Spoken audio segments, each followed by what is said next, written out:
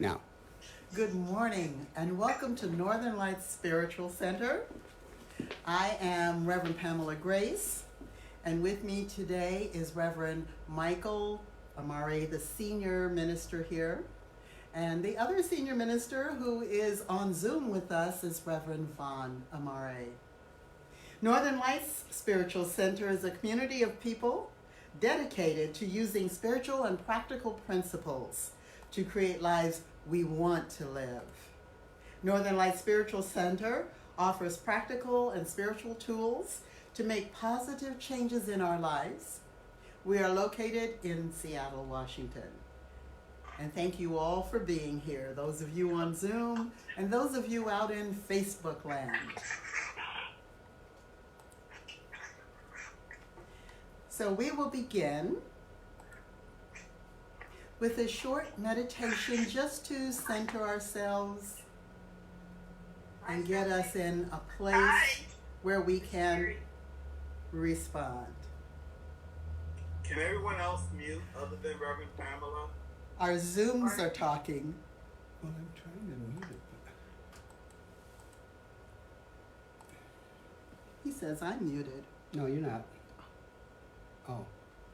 Okay. All right. So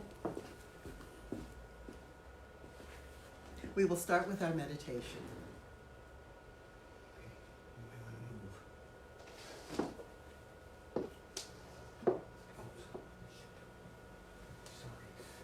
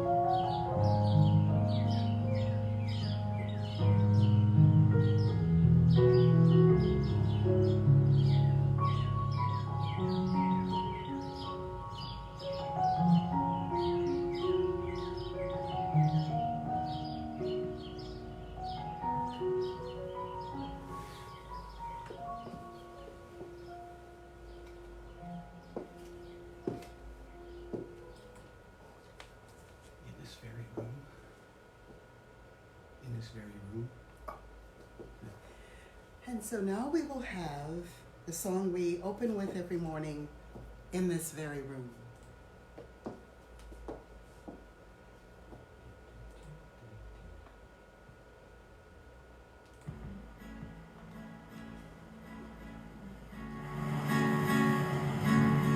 In this very room, there's quite enough love for all. And in this very room, there's quite enough joy for all the world. And there's quite enough peace and quite enough power to walk through our every fear. For sweet Spirit is in this very room.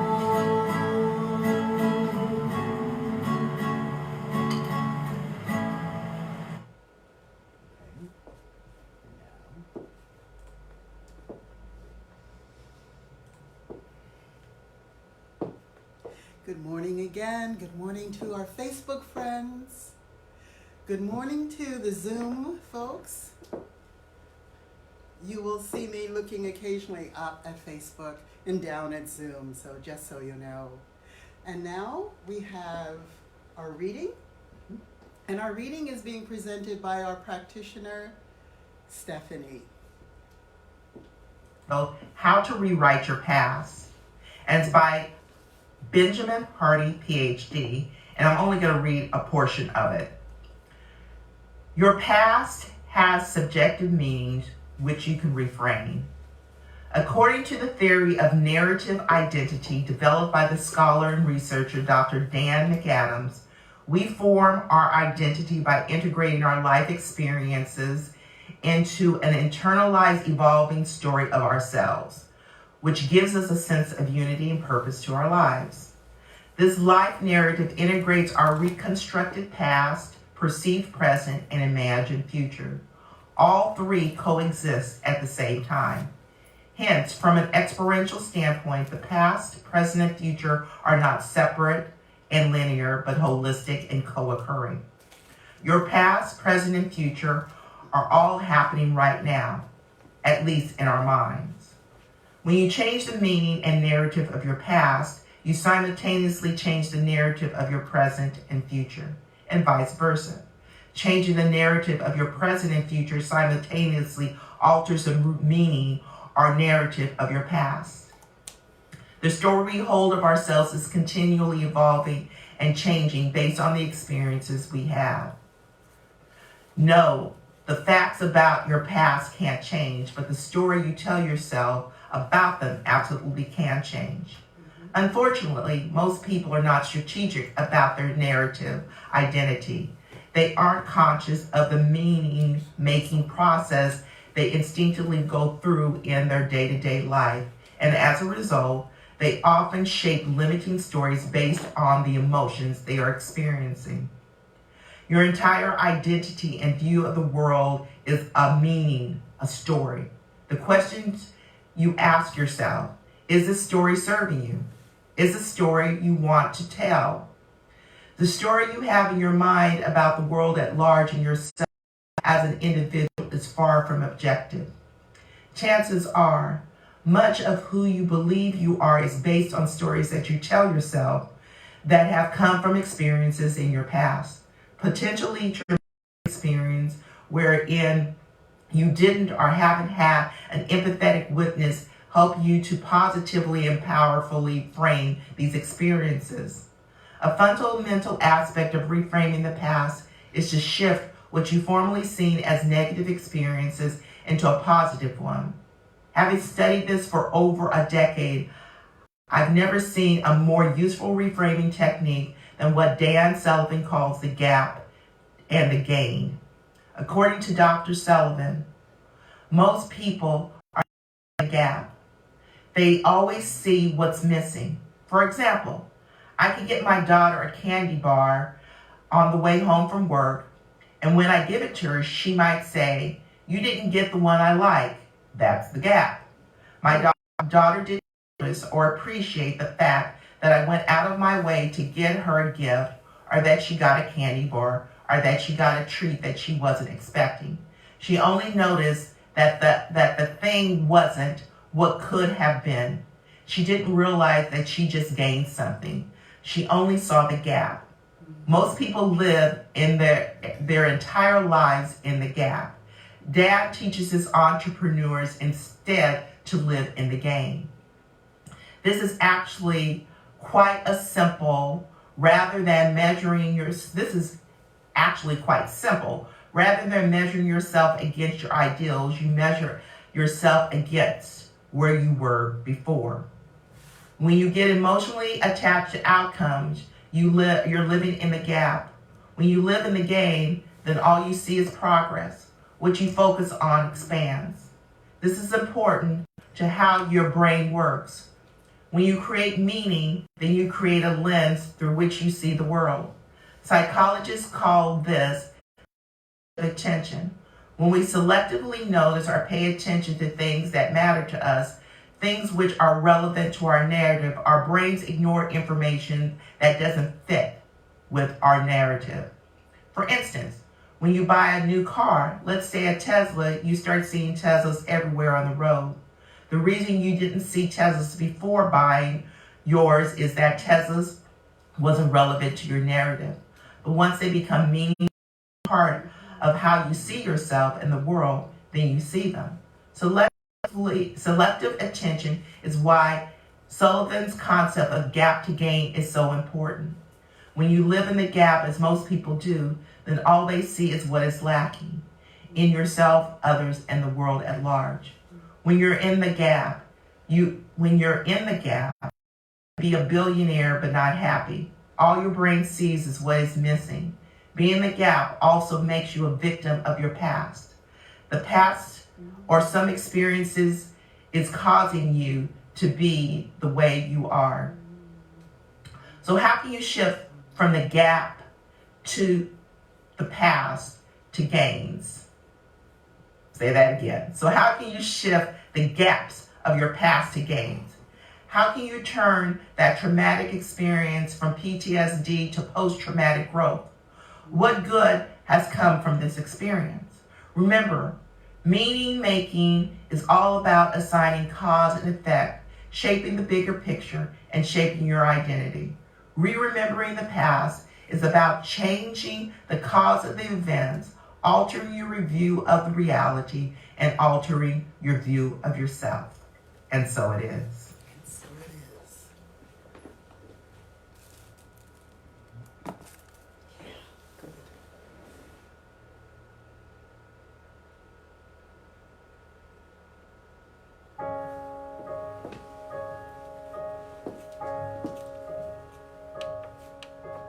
I will make a quiet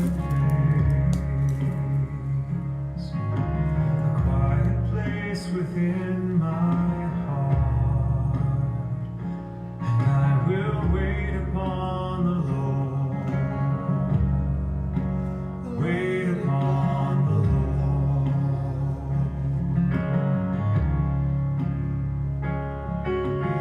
I will make a quiet place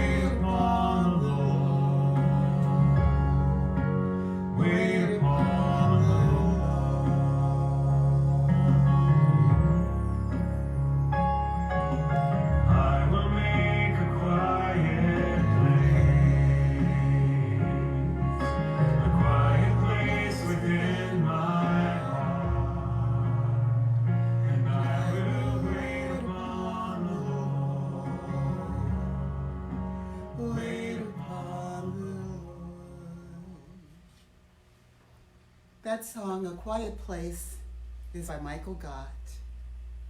And I opened with it because during these times, we are actually being invited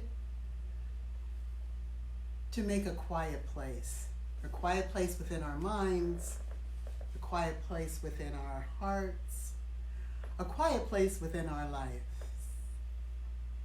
And it came to me because I realized with this new normal of sheltering in place that I was a very busy person.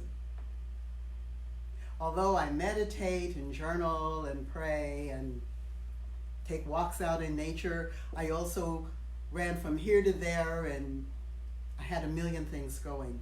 And this shelter in place has actually forced me to see how busy I was and even managed to still be while sheltering in place.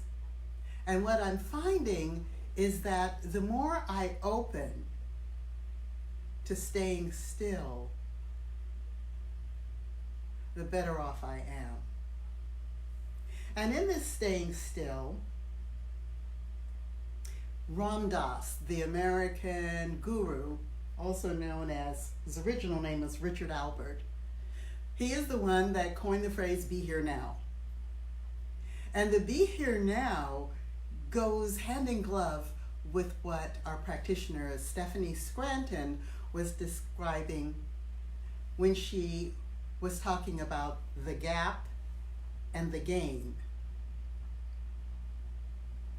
When we are here, we're actually present to what's going on. When we're in the gap, we're not present to what just happened in a way that's good. We don't see the gain of what is happening. So in the process of being here now, I noticed that when I was driving here this morning, this is a beautiful day today. It was a beautiful day yesterday at times, and absolutely gorgeous the day before. And it's just so pretty when I go on my walks. I see all of the trees in the neighborhood, and I see an amazingly blue sky, and I see flowers budding on the trees, and flowers coming up from the flower beds in people's gardens. And it's just gorgeous. Spring is my favorite time in Seattle. And usually I haven't been able to enjoy it like I'm doing because I'm running around and I'm going to work and I'm out into the world and I'm driving to get somewhere and I don't see the daffodils and the peonies and the rhododendrons, except as they fly past the window of the car I'm driving. So now I get to be here now and avoid thinking about the past that we've lost and being afraid of the future that we don't know what it's actually going to look like. And what we're doing when we're looking at the past and looking at the future, we're writing stories. We're telling ourselves stories. And as was mentioned in Stephanie's reading, we can write a new story. We are at choice. We can say, oh my God, I lost it all. Or we can say, okay, here is a chance to rebuild and build anew and build differently. Build better. I know that sounds a little Pollyanna-ish, but I've been there. In my career, I have taken jobs that were a step down, that paid me far less, so I could have a different experience and gain new skills. And I'll admit that there's been moments where I have lived paycheck to paycheck, and moments where I have lived without a paycheck. But all of that, again, as Stephanie said in her reading, there was a gain to that gap. There was, and by the end of it, I learned this. I became more resilient. I learned that regardless, I can put things back together in my life and make it work.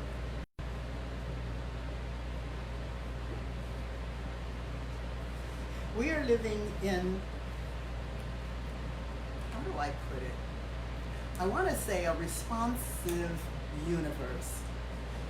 There's a power bigger than we are that responds to us. What was it, Flip Wilson? What you see is what you get. There's also a song, what you see is what you get. And you haven't seen the real thing yet. We are living in a universe that's sitting there saying, okay, boo, what do you want? I'll give that to you. Now here's the catch. That universe is listening to us on a meta level. In other words, I can say, well, I want this, and I've done it. And the universe said, I'm hearing what you really want, and that's what it gives me. Now I'm trying to pretend I want the bigger and better of it, but in reality, I want that, and I want that, and I said I want that, whether it's good for me or not, that's what I want. But I'm telling myself I want something else. But the universe responds to the real thing I'm thinking. The universe does that for everyone. So the important part of the quiet place, of stopping and going within, is to get clear on what we really want. And if we're wanting something that may not be for our highest and best, that happens, then we need to get clear around why that's happening and take ourselves into a place where we could have the highest and best. Now you're thinking maybe, I don't know what she's talking about. Well, let's say that, that infamous story of when men turn a certain age, they buy a, what was it, a Corvette. a what? Red Corvette? Yes, a Corvette, a red Corvette. Thank you, Mykal. Now that's not true, except for some people, because I actually know some who did. Literally, a red Corvette they wouldn't drive in the rain. Can you imagine not driving in the rain in Seattle? Just think about that. But the red Corvette actually represented something. It wasn't the Corvette itself. Going into a quiet space, they might have saved themselves some money, figuring out what it was they really wanted, and then living into that. Now, I'll let you figure out what all they might have wanted. But the point is that the red Corvette was a symbol of what they wanted. It wasn't what they really wanted. And they were filling a hole within themselves with this red Corvette. So going to that quiet place and opening up to the intuitive wisdom that we have within us helps us to get clear. It also helps us to write a new story.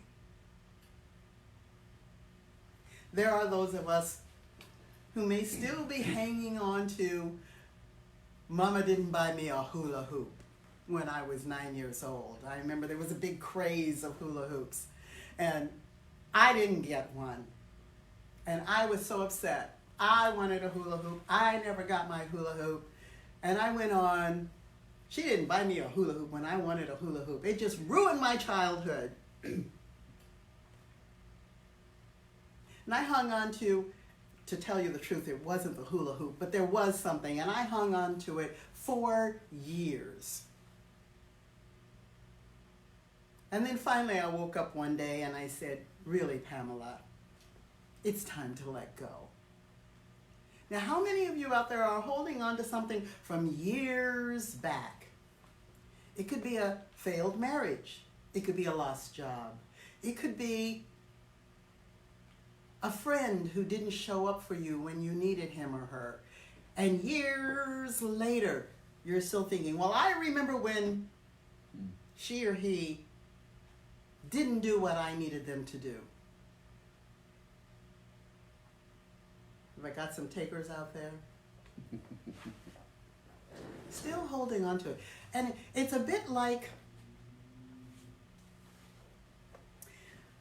Scrooge and Marley. When Marley visits Scrooge in A Christmas Carol, and he's dragging all of these chains wrapped around big, huge stones behind him, and he says, "This is what I forged in life, and yours is even longer. If you don't change now, you're going to be where I am with a longer, heavier bunch of stones you're dragging around in the afterlife." Those things that we don't let go of are like those stones that Marley the ghost had. We're dragging them through our lives. And not only that, they're keeping us from experiencing, as in Stephanie's reading, the gain in our lives. We're dragged back and held back by all that stuff we're still connected to. When we are at choice, we can say, okay, yeah, fine. That was then, and this is now. New day, new deal. Whatever it is, I can respond differently. Now, granted, that's easier said than done. It takes some courage. It takes a willingness to let go. And you know, we kind of get fond of all that crap we're hanging around with us. We get fond of it and we don't want to let it go. No, my mother didn't buy me a hula hoop and I was so upset and I'm not going to let that go. But what does it serve? Who does it serve? Yes, you tell your friends the sad story and they'll feel sorry for you. But about the third time you tell them that same story, they're getting over it and over you. It doesn't serve. And there's this beauty, and thank you again, Stephanie, for your reading. I keep referring to Stephanie's readings because she frequently is the practitioner to support me when I speak, and she always brings in wonderful, relevant material in her readings. So again, thank you for that. That was different.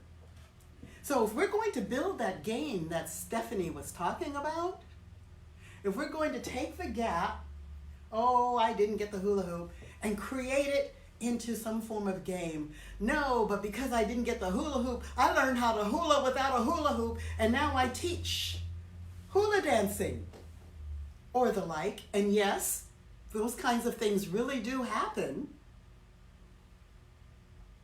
If we can move from the gap to see the gain, and rewrite that story, or write this entirely new story,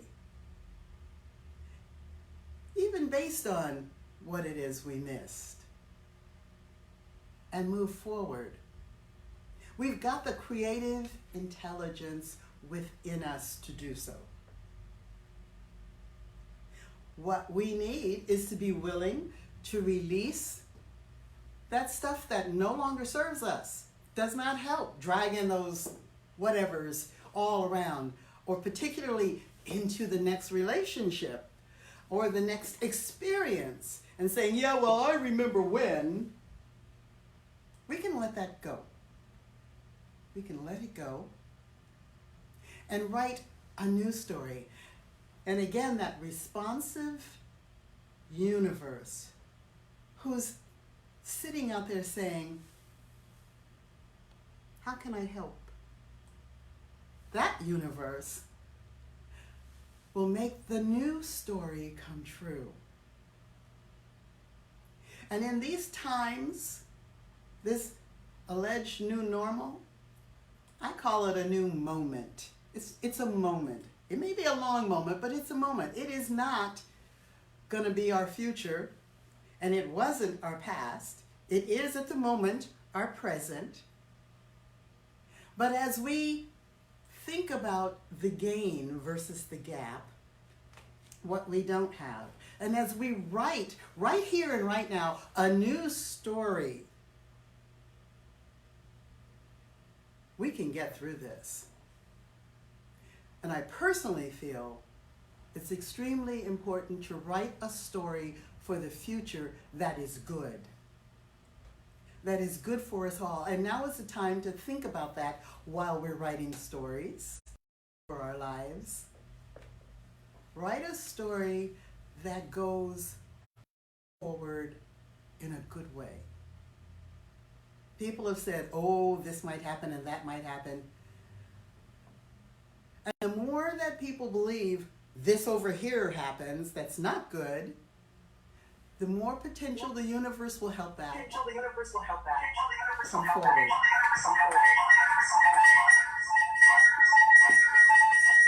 No, it's me. So we had a little problem there. I'm going to turn it back on. Okay. Okay, we're good. I love technology. I do. My new story. I love technology.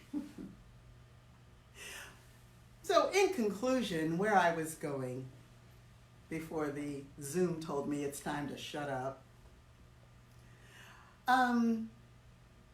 we have the ability to create our own experience in lives, and we can do that